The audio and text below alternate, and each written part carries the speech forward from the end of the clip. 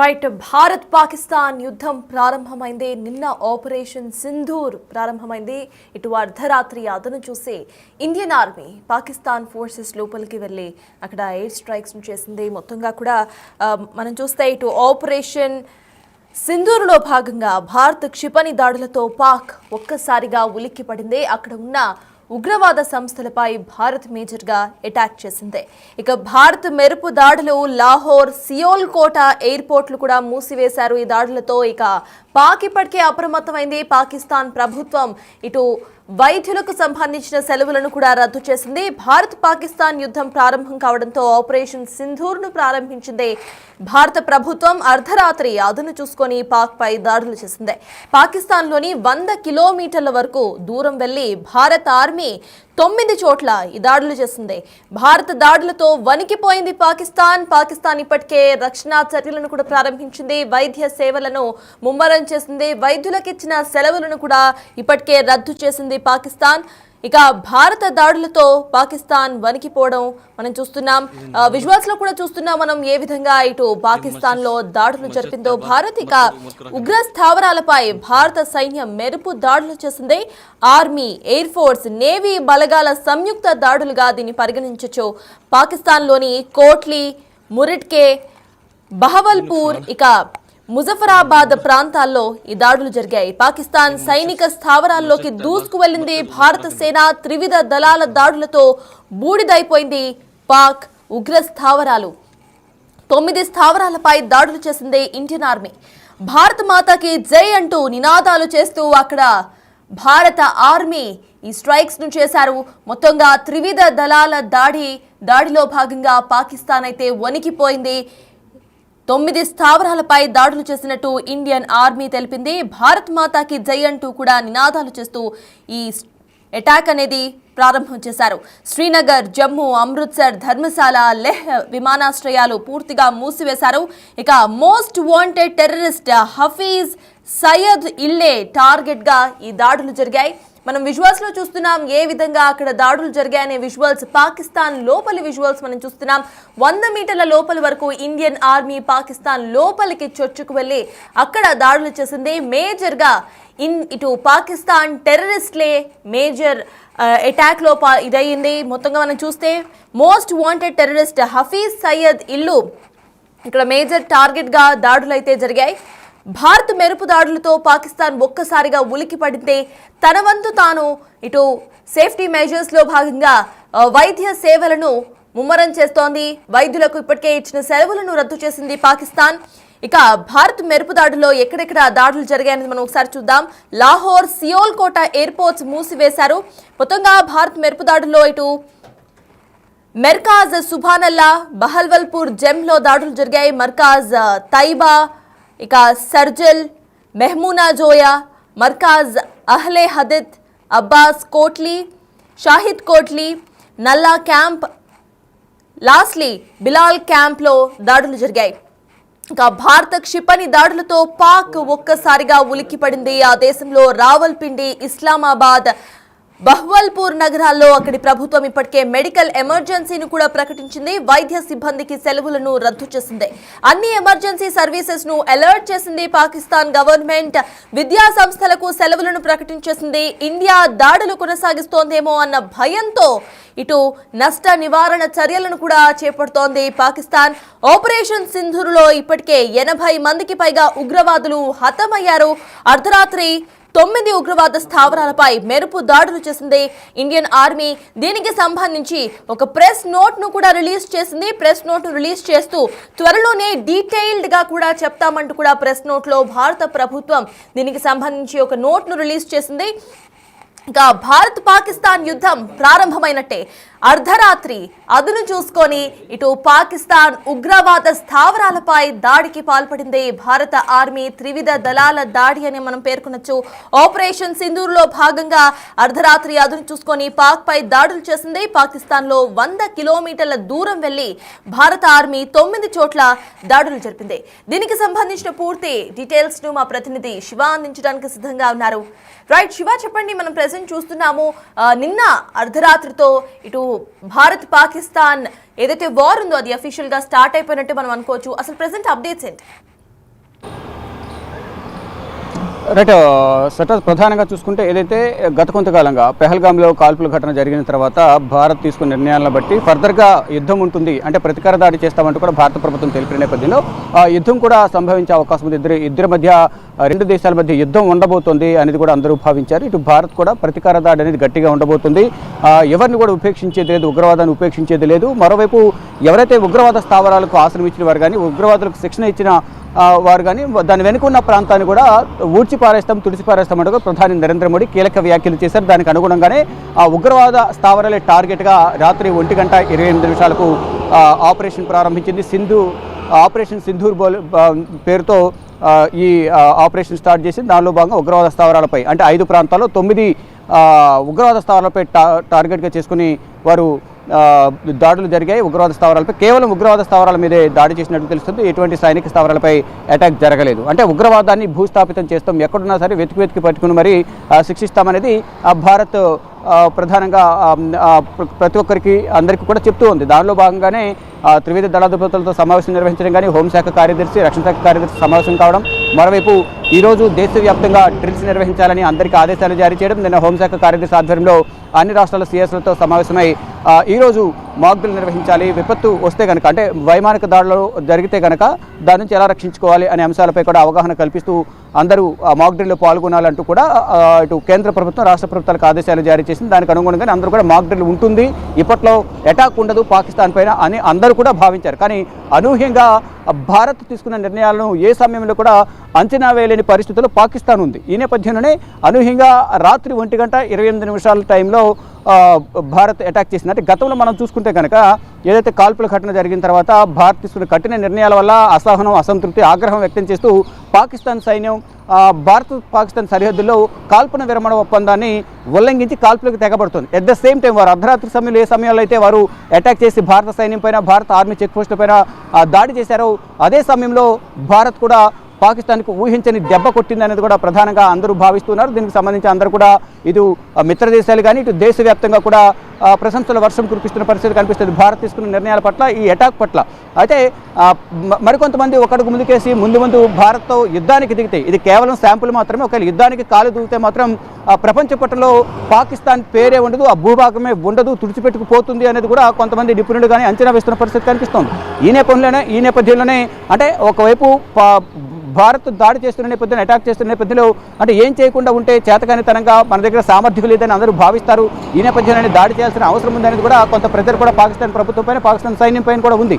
ఈ నేపథ్యంలో వారు కూడా అటాక్ చేసేందుకు సిద్ధమయ్యారు. ఇటు సరిహద్దులు కాల్పులకు దిగుతున్న పరిస్థితి కనిపిస్తోంది. ఇప్పటికే కొంత ఏదైతే లష్కర్-ఏ-తోయిబాకు సంబంధించి కానీ ఇతర కొంతమంది కీలక నేతలు చనిపోయారు అనే ఒక ప్రచారం అయితే జరుగుతోంది. లష్కర్-ఏ-తోయిబాకు సంబంధించిన చీఫ్ కానీ, మరోవైపు ఏదైతే గతంలో సింధు నది జలాలను ఒప్పందాన్ని విరమించుకునే నేపథ్యంలో పాకిస్తాన్కి నీటిని ఆపేస్తే మోదీ శ్వాస ఆపేస్తామంటూ ఎవరైతే వ్యాఖ్యలు చేశారో ఆ వ్యక్తి ఈ దాడుల్లో మరణించారని ఒక ప్రచారం జరుగుతుంది. కానీ దానికి సంబంధించి పాకిస్తాన్ ప్రభుత్వం కానీ పాకిస్తాన్ సైనికాన్ని ధృవీకరించాల్సి ఉంటుంది. దీనికి సంబంధించి అధికారిక ప్రకటన రావాల్సి ఉంటుంది. కానీ అనేక మంది ఈ అటాక్లో చనిపోయారనేది కూడా ప్రధానంగా తెలుస్తూ ఉంది.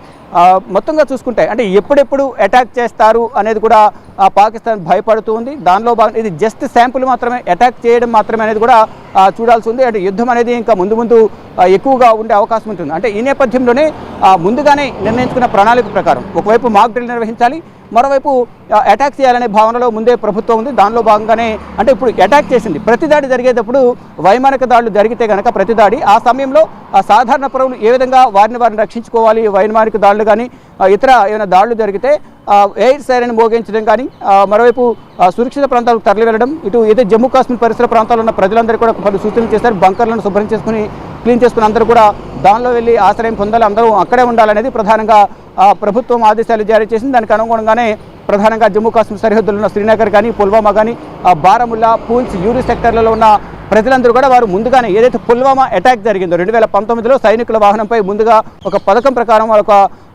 ముందుగా నిర్ణయించుకున్న దాని ప్రకారం సైనిక వాహనంపై దాడి జరిగింది. ఆ సందర్భంలో 40 మందికి పైగా కూడా సైనికులు మృతి చెందారు. అప్పటి నుంచి కూడా అటువంటి సీజ్ ఫైర్స్ కానీ ఉగ్రవాదుల దాడి కానీ జరిగే అవకాశం ఉందని భయం, ఆందోళన వ్యక్తం చేసిన అక్కడున్న ప్రజలందరూ కూడా బంకర్స్ను నిర్మించుకున్న టన్నెల్స్, అండర్ గ్రౌండ్ టన్నెల్స్ నిర్మించుకుని ఒకవేళ అటువంటి ఘటనలు జరిగితే వాటి నుంచి కాపాడుకునేందుకు రక్షణ పరంగా కూడా వారు కొన్ని నిర్మాణాలు చేపట్టుకున్నారు. దానిలో భాగంగానే ఈ ఏదైతే కొంతమంది మ్యాన్హోల్స్లు దాక్కోవడం కానీ మరికొంతమంది బంకర్లు నిర్మించుకుని బంకర్లలో వారు ఆశ్రయం పొందుతున్నారు. దానిలో భాగంగా ప్రతి ఒక్క ఇంటికి కూడా బంకర్ ఉంది. ఈ నేపథ్యంలోనే ప్రతి ఒక్కరు కూడా బంకర్లో తలదాచుకోవాలనేది కూడా భారత ప్రభుత్వం ఆదేశాలు జారీ చేసింది. దానికి అనుగుణంగా వారందరూ కూడా అక్కడే వెళ్లేందుకు సిద్ధంగా ఉన్నారు. ఇక మరోవైపు మొత్తం 244 జిల్లాలు 259 ప్రాంతాల్లో ఈ మాక్ డ్రిల్ నిర్వహించాలి. మరోవైపు అంటే అన్ని రాష్ట్రాల్లో మాక్ డ్రిల్ నిర్వహించాలనుకున్నప్పటికీ కూడా ఎఫెక్టెడ్ ఏరియాస్ ఏవైతున్నాయో ఆ ఎఫెక్టెడ్ ఏరియాలను కేటగిరీగా డివైడ్ చేశారు. ఢిల్లీ కేటగిరీ 1లో ఉంది, అలాగే కేటగిరీ 2లో ఇటు విశాఖపట్నం, హైదరాబాద్, ఇతర కొన్ని ప్రాంతాలు కేటగిరీ 2లో ఉన్నాయి. ఈ నేపథ్యంలోనే ప్రధానంగా ఏదైతే భారత్ అటాక్ చేసిందో ఆ అటాక్కు ప్రతీకార దాడి అనేది పాకిస్తాన్ చేసే యోచనలో ఉన్నట్టుగా తెలుస్తుంది. ఈ నేపథ్యంలోనే ఆ దాడిని ఏ విధంగా ఎదుర్కోవాలి అనే అంశాలపై ఇక్కడ ముందుగానే సిద్ధంగా ఉంది. దానికి సంబంధించి త్రివిధ దళాధిపతులందరూ కూడా త్రివిధ దళాలనేవి కూడా సిద్ధంగా ఉన్నాయి.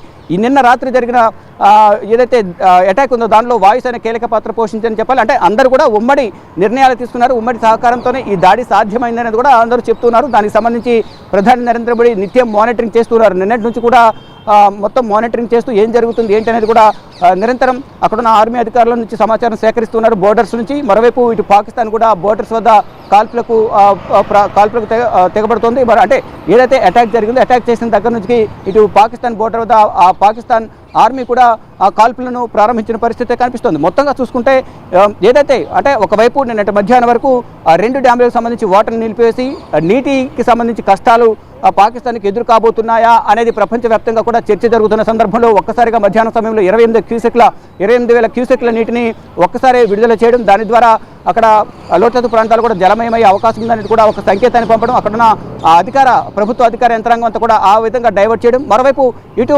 దేశవ్యాప్తంగా భారతదేశ వ్యాప్తంగా మాక్ డ్రిల్ నిర్వహిస్తున్నాం, అందరూ కూడా తగిన జాగ్రత్తలు తీసుకోవాలంటూ కూడా ప్రజలకు సూచనలు చేయడం, వారందరూ కూడా ప్యానిక్ కాకుండా భయపడకుండా వారందరూ కూడా ఆ ఊహల్లో అంటే ఏ విధంగా ఉంటుంది మాక్ డ్రిల్ అనేది కూడా అందరూ ఊహించుకుంటూ ఏ విధంగా చేస్తారు, మనం ఏ విధంగా దాంట్లో పాల్గొనాలి అనే దానిలో అందరూ కూడా లీనమైపోయి ఉన్నారు. దానికి సంబంధించి ఈరోజు సాయంత్రం అనేది మాక్ డ్రిల్ ఉంది. కానీ ఈలోపే అటాక్ చేయడం అంటే ముందుగానే ఒకవేళ అటాక్ చేస్తే ప్రతి దాడి అనేది ఉంటుంది పాకిస్తాన్ నుంచి, దాన్ని ఏ విధంగా ఎదుర్కోవాలి అనేది కూడా భారత ప్రభుత్వం భావించింది. దానిలో భాగంగానే మాక్ డ్రిల్ నిర్వహించబోతోంది. దానికన్నా ముందే ఒక అటాక్ అనేది జరిగిపోయింది. అంటే దీన్ని యుద్ధంగా భావించలేము ఎక్కడ కూడా. కేవలం దాడి ఏదైతే జరుగుతుందో అంటే కామన్గా దాడులు జరుగుతాయి, దానిలో ఉగ్రవాద స్థావరాలనే టార్గెట్గా చేసుకుని అక్కడ అటాక్ మొదలైంది. ఇక యుద్ధం ప్రకటిస్తే కనుక అది ఇంకా మరింత భీకరంగా ఉండే అవకాశం అయితే కనిపిస్తుంది. 1971లో ఏ విధంగా అయితే జరిగిందో దాన్ని మించి ఉండే అవకాశం అయితే ప్రధానంగా ఇప్పుడు కనిపిస్తూ ఉంది. మొత్తంగా చూసుకుంటే ఏదైతే భారత ప్రభుత్వం తీసుకుంటున్న నిర్ణయాలను పాకిస్తాన్ మాత్రం అంచనా వేయలేకపోతుంది. ఇటు పాకిస్తాన్ ప్రభుత్వం కానీ పాకిస్తాన్ ఆర్మీ కానీ ఎటువంటి సిచ్యువేషన్లో కూడా అంచనా వేయలేని దుస్థితిలో ప్రజెంట్ ఉంది అని మనం ప్రధానంగా పాకిస్తాన్ ఉద్దేశించి చెప్పాలనుకుంటే ఆ విధంగా భావించవచ్చు. అంటే ప్రధానంగా ఏదైతే పెహల్గాంలో కాల్పులు జరిగిన తర్వాత దాంట్లో ఒక నేపాలియన్ 25 మంది భారతీయులు చనిపోయిన తర్వాత భారత ప్రభుత్వం తీసుకున్న కఠిన నిర్ణయాలు అంటే ఉగ్రవాదాన్ని ఏరివేయాలి. ఉగ్రవాదాన్ని ఏరివేయాలంటే ఉగ్రవాదానికి ఆశ్రయిస్తున్న పాకిస్తాన్ ఏదో ఒక విధంగా ఇబ్బంది పెట్టాలంటే నీటిని ఆపేయాలి. దాని ద్వారా వాణిజ్యపరంగా తీసుకున్న వాణిజ్య సహకారం విరమించుకోవాలి. మరోవైపు దౌత్యపరంగా తీసుకోవాల్సిన నిర్ణయాలు కానీ ఆ సహకారం కానీ నిలిపివేయాలి. మరోవైపు పాకిస్తాన్ గగనతలం నుంచి భారత్ గగనతలంలోకి ఏదైతే విమానాలను రాకపోకలు అవి నిలిపివేయాలి.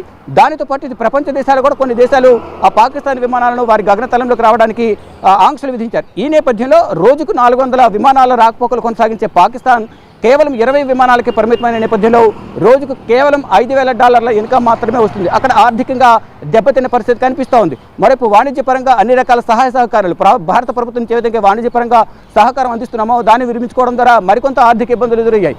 మొత్తంగా చూసుకుంటే ఆర్థికంగా ముందు కుదేలయ్యేలాగా భారత్ నిర్ణయాలు పాకిస్తాన్ పట్ల తీసుకున్నారు. ఈ నేపథ్యంలోనే ఆర్థికంగా కూడా అతలకుతలమవుతున్న పాకిస్తాన్ పరిస్థితి ప్రజెంట్ సిచ్యువేషన్ ఉంది. మరోవైపు ఏదైతే భారత్ ఎప్పుడు అటాక్ చేస్తుంది ఎటు నుంచి వస్తుంది అనేది కూడా ఊహించిన విధంగా వారు ఉన్నారు పాకిస్తాన్ వారు. కానీ ఆ సందర్భంలో అంతర్యుద్ధం కొనసాగుతుంది. మరోవైపు ఇది టీపీటీ కానీ తెహ్రీక్ తాలిబాన్ పాకిస్తాన్ కానీ మరోవైపు BLA బలూచ్ లిబరేషన్ ఆర్మీ రెండు కూడా దాడి చేస్తున్న నేపథ్యంలో పాకిస్తాన్ ఆర్మీ ప్రాణాలు కోల్పోతున్న పరిస్థితి కనిపిస్తుంది. ఈ నేపథ్యంలో ఒకవైపు అంతర్యుద్ధం కొనసాగుతుంది, మరోవైపు భారత్ ఎప్పుడు అటాక్ చేస్తుందో వారు ఊహించని పరిస్థితి కనిపిస్తుంది. వాళ్ళు ఊహకందని విధంగా రాత్రి అనుకున్న టార్గెట్ను రీచ్ అయ్యి ఉగ్రవాద స్థావరాలపై దాడి చేయడంతో దాదాపు 80 మంది వరకు కూడా ఉగ్రవాదులు చనిపోయినట్లు కూడా తెలుస్తుంది. దాంట్లో ఎవరైతే పాకిస్తాన్కు సంబంధించిన లష్కర్-ఏ-తోయిబాకు సంబంధించిన చీఫ్ ఎవరుతున్నారో అతను సింధు జలాలను ఆపేస్తే మోడీ శ్వాసను ఆపేస్తామంటే ఏదైతే వ్యాఖ్యలు చేశారో అతని గురించి మాత్రం కొంత ప్రచారం జరుగుతుంది. అతను ఈ దాడుల్లో ప్రాణాలు కోల్పోయారు అనేది కూడా కొంత ప్రచారం అయితే జరుగుతుంది. కానీ దానికి సంబంధించి పాకిస్తాన్ ప్రభుత్వం కానీ పాకిస్తాన్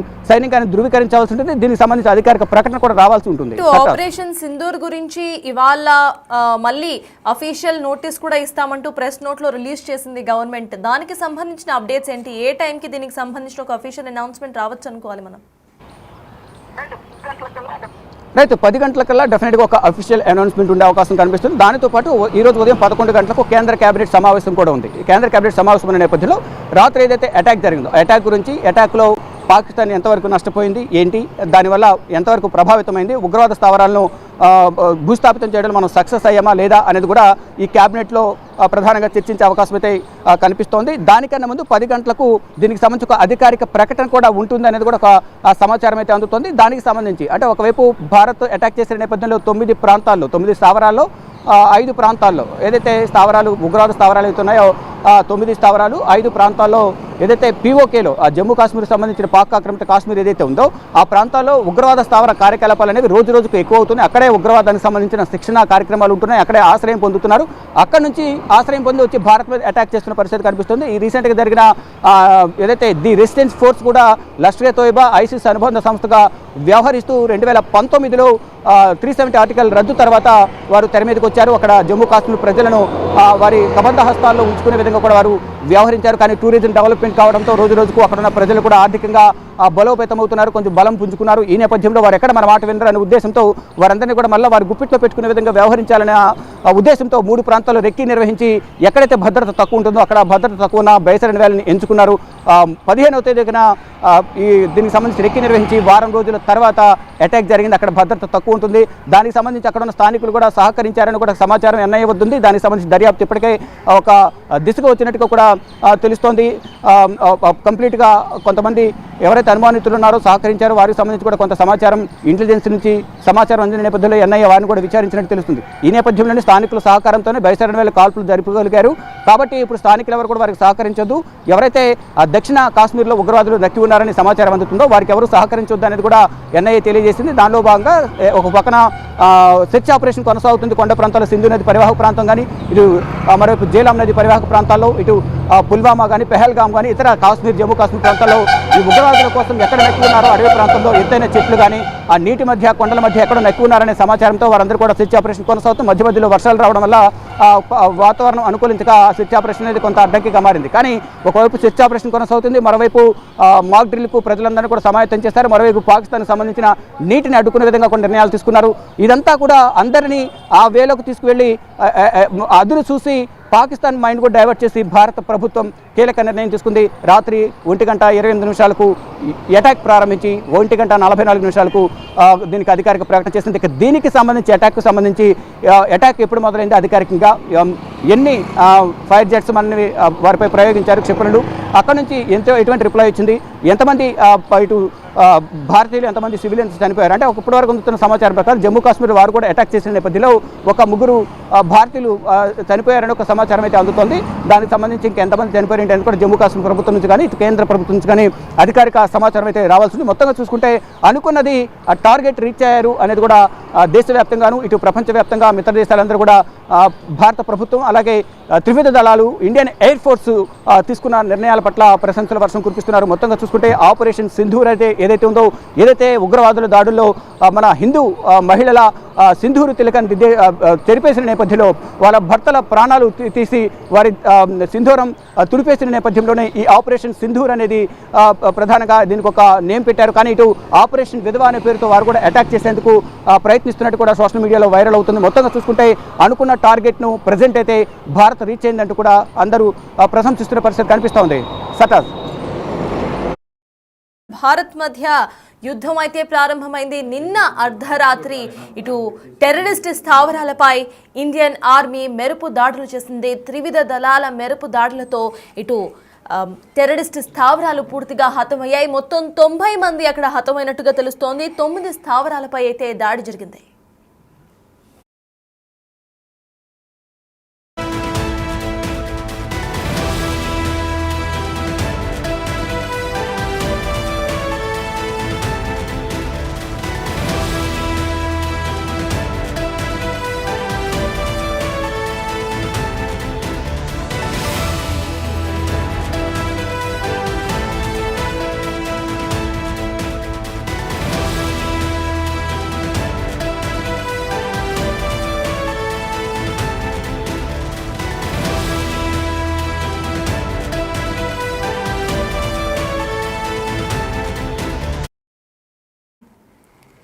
ఇక గత నెల పెహల్గాంలో జరిగిన దాడి మనందరికీ తెలిసిందే. పెహల్గాం దాడికి సంబంధించి ఖచ్చితంగా ఇటు రివెంజ్ తీర్చుకుంటాం అంటూ కూడా భారత్ అప్పట్లో ప్రకటించింది. ఇక పెహల్గాం ఉగ్ర దాడిపై భారత్ ప్రతీకార చర్యలు ప్రారంభం చేసింది కూడా. పాకిస్తాన్ ఆక్రమిత కశ్మీర్లో టెర్రరిస్ట్ క్యాంపులపై దాడులను ప్రారంభించింది. పాక్ పై ప్రతీకారం తీర్చుకున్న ఇండియన్ ఆర్మీని మనం ఇప్పుడు చూస్తున్నాం. ఉగ్రవాద శిబిరాలపై మెరుపు దాడులు చేసింది. యుద్ధానికి ముందు ఇండియన్ ఆర్మీ ట్వీట్ కూడా చేసింది. ఆ ట్వీట్ ఒకసారి పరిశీలిస్తే విజయం కోసం సాధన, దాడికి సిద్ధమంటూ పోస్ట్ చేసింది ఇండియన్ ఆర్మీ. ఇక చెప్పినట్టుగానే అర్ధరాత్రి ఇటు పాకిస్తాన్లో ఉన్న ఉగ్ర స్థావరాలపై దాడికి పాల్పడింది. మాట నిలబెట్టుకుంది భారత సైన్యం. అర్ధరాత్రి పాక్ ఉగ్ర స్థావరాలపై విరుచుకుపడింది ఇండియన్ ఆర్మీ. ప్రస్తుతం కొనసాగుతున్న సైనిక చర్యలో భాగంగా ఉదయం 10 గంటలకు ఆర్మీ ప్రెస్ నోట్ ను కూడా రిలీజ్ చేసింది. ఆపరేషన్ సింధూర్ విజయంపై అసలు ఏం మాట్లాడతారు అనే ఉత్కంఠ ఇవాళ 10 o'clock మనకి తెలియబోతోంది. ఇక టెర్రరిస్ట్ శిబిరాలపై ఆర్మీ దాడుల వేళ సోషల్ మీడియాలో వీడియోస్ వైరల్ అవుతున్నాయి. 9 బేస్ క్యాంపులపై దాడి చేసింది ఇండియన్ ఆర్మీ. ఆపరేషన్ సింధూర్ ను పర్యవేక్షించారు ప్రధానమంత్రి నరేంద్ర మోదీ. ఇక ఇప్పటికే ఒక ప్రెస్ నోట్ ను కూడా రిలీజ్ చేశారు. ఇవాళ 10 గంటలకు మీడియా ముఖంగా కూడా మొత్తం ఆపరేషన్ సింధూర్ను డీటెయిల్ గా ఇటు చెప్పుకొస్తామంటూ కూడా ఇండియన్ ఆర్మీ ఇప్పటికే ప్రకటించింది. సో ఉదయం 10 గంటలకు ఇంకా హార్డ్లీ 2 hours మాత్రమే ఉంది. ఈ 2 గంటల తరువాత అసలు 10 గంటలకు జరిగే ఆర్మీ ప్రెస్ మీట్ లో ఏం చెప్పబోతున్నారు అనేది భారతీయులంతా కూడా ఉత్కంఠగా వెయిట్ చేస్తున్న తరుణం అని అనుకోవాలి. పెహల్గాంలో జరిగిన ఉగ్రదాడిలో మొత్తం 25 మంది చనిపోయారు. ఒక నేపాల్ సిటిజన్ కూడా చనిపోయారు. దీనికి ప్రతీకారంగా భారత చర్యలను స్టార్ట్ చేసింది.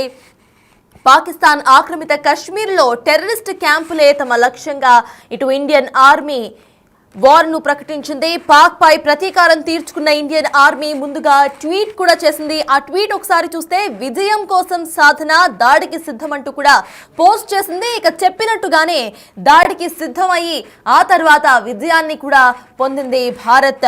మాట నిలబెట్టుకుంది. అర్ధరాత్రి పాక్ ఉగ్ర స్థావరాలపై విరుచుకుపడింది. మొత్తం 9 మంది అక్కడ హతమైనట్టుగా తెలుస్తోంది. 9 స్థావరాలపై విరుచుకుపడింది భారత ఆర్మీ. ప్రస్తుతం కొనసాగుతున్న సైనిక చర్యలకు సంబంధించి ఇవాళ ఉదయం 10 గంటలకు ఆర్మీ ప్రెస్ మీట్ పెట్టి ఆపరేషన్ సింధూర్ విజయంపై మాట్లాడతారు అని కూడా తెలుస్తోంది. ఇక ఇప్పటికే ఆపరేషన్ సింధూర్ కు సంబంధించిన ఒక ప్రెస్ నోట్ ను కూడా రిలీజ్ చేశారు. ఆ ప్రెస్ నోట్ లో క్లియర్ గా రాసుకొచ్చారు పెహల్గాం లో జరిగిన ఉగ్ర దాడికి సంబంధించి, ఆ టెర్రర్ అటాక్ కు సంబంధించిన రివెంజ్ స్టార్ట్ అయింది అంటూ కూడా మాట్లాడారు. ఇక మొత్తంగా 9 సైట్స్ కు సంబంధించి టార్గెట్ చేశారు. ఆ 9 స్థావరాలను హతం చేసి అందులో 90 మంది హతమైనట్టుగా తెలుస్తోంది. మొన్న జరిగిన పెహల్గాం టెర్రరిస్ట్ అటాక్ లో 25 మంది భారతీయులు, ఒక నేపాలీ చనిపోయారు. దీనికి సంబంధించి ప్రతీకార చర్యగా నిన్న అర్ధరాత్రి ఇటు భారత సైన్యం పాకిస్తాన్ లోపలికి 100 కిలోమీటర్ల లోపలికి చొచ్చుకు వెళ్లి అక్కడ ఉన్న టెర్రరిస్ట్ బేస్ క్యాంప్స్ ఏవైతే 9 బేస్ క్యాంప్స్ ఉన్నాయో వాటి మీద దాడి చేసింది. అందులో 90 మంది హతమైనట్టుగా తెలుస్తోంది.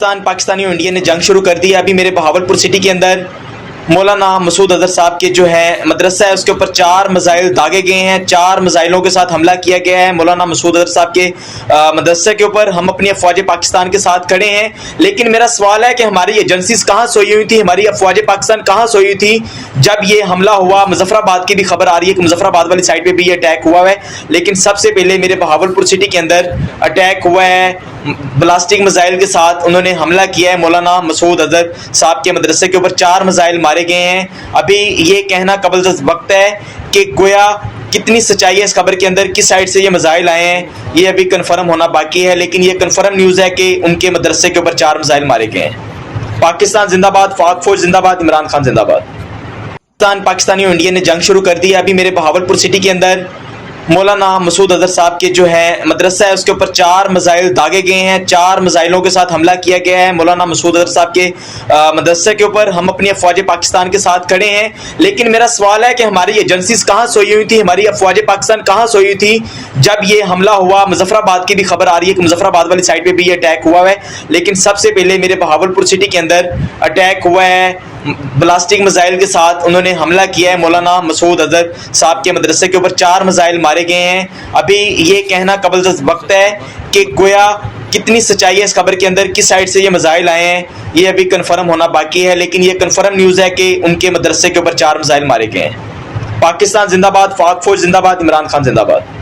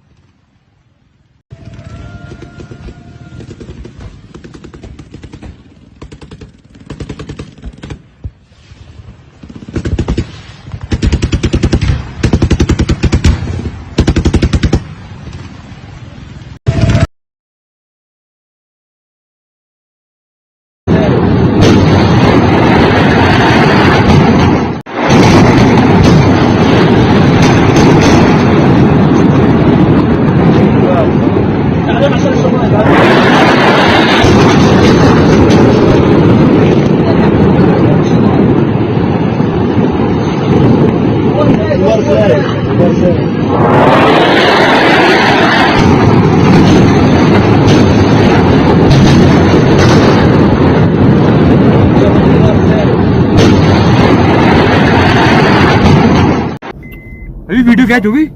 नहीं होगी।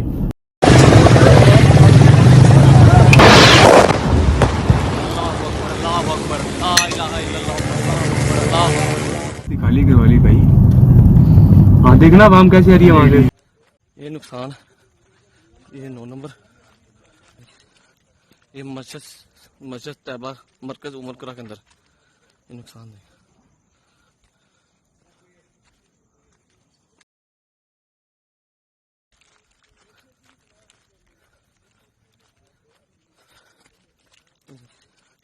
ये मस्जिद